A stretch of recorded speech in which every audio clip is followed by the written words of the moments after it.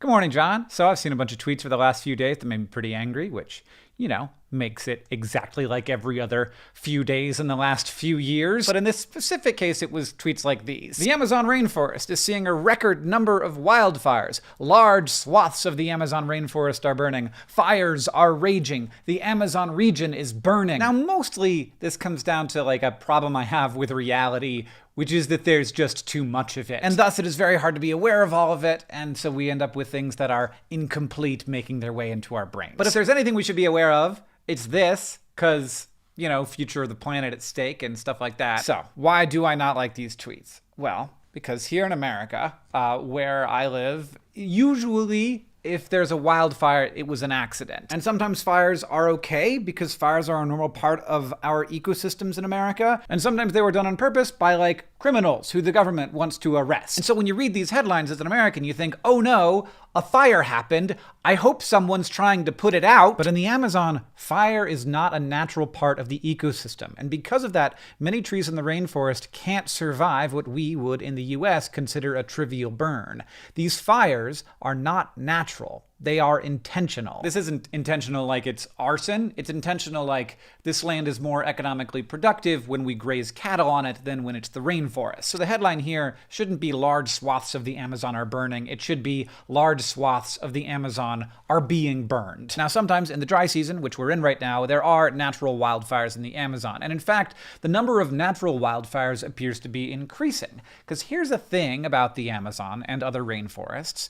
With plenty of water and plenty of sunlight, the ecosystem is really good at using everything that comes its way. That means that most of the water that falls is immediately released back into the atmosphere by this tremendous amount of vegetation. Photosynthesis gets done when water evaporates out of plants. A single tree can evaporate more than 50,000 gallons of water per year, and once that water is back in the atmosphere, it falls again. Rainforests don't just thrive on rain, they make rain. So when there's less rainforest, there's less rain and more fires. But that's not the real reason there's so many more fires this year. It's not hotter than normal. It's not drier than normal. The thing that changed in Brazil is who the president is. The moment he was elected, Jair Bolsonaro rolled back environmental protections in Brazil. Earlier this month, he fired the head of Brazil's National Space and Research Institute after he defended data showing that deforestation had grown 40% in the last year.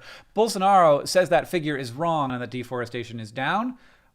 That's a lie. When asked why there are so many fires this year, Bolsonaro said that maybe environmental organizations are setting them to make him look bad.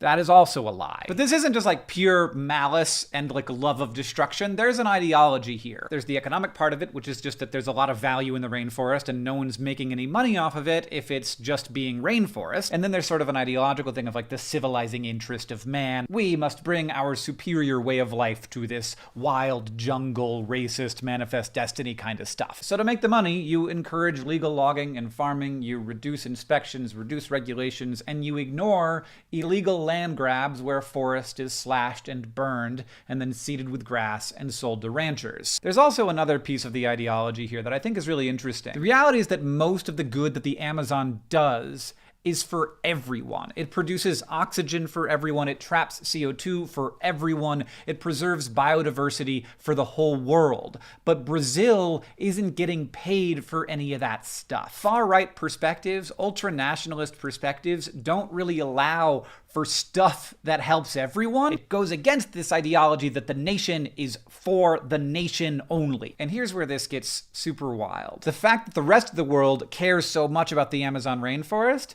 isn't perceived as a reason to protect it. It's perceived by these people as a threat. It's like a claim on their sovereignty. It's thought of as internationalization. After all, legitimately, what right do I, as an American, have to tell Brazil what to do with its rainforests? In America, we have deforested everything we can. So our interest in protecting it actually becomes a reason for some people to want to destroy it. If you live in a world where everything is a zero-sum game, why should anyone else benefit from our property? And then there's the reality that the Amazon is not, as we sometimes imagine it, empty. There are many indigenous people, other people who live and work in the forest and who rely on the forest for their livelihoods. But those people are often not seen as real Brazilians by these nationalists. Nationalism is an inherently exclusionary ideology, and that's why fascism, nationalism, and racism so often walk together. But here's the thing. Of course, if the Amazon rainforest was 100% pasture land and soybeans, that would not just be a disaster for the whole world. It would be even more of a disaster for Brazil itself. See how hot it is in northern Africa?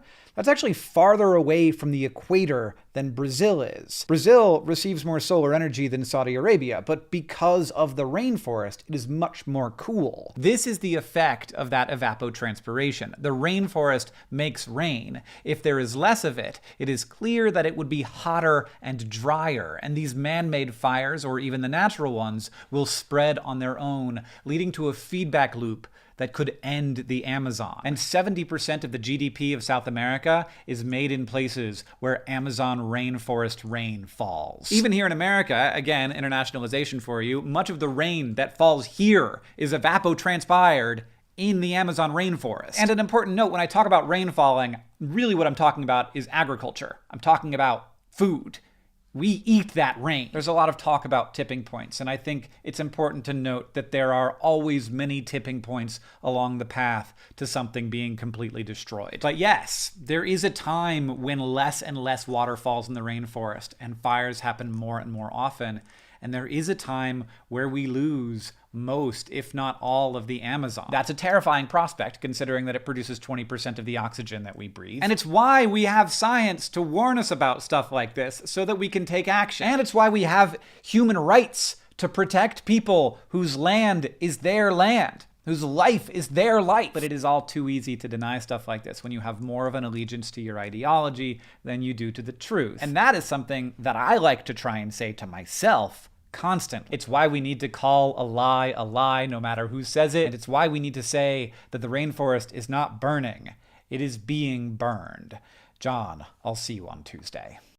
Obviously, this is a big and complicated thing, and this is a short video, so I've linked to a bunch of other resources. The article in The Intercept from a few months ago that basically predicted all of this was my favorite resource for this, but there are lots of other smart people talking about it, and it seems like people are having a better idea of what exactly is going on and why it's happening. So, and I guess thanks for caring about this, because that's a big deal, and it is the only way we have slowed this in the past.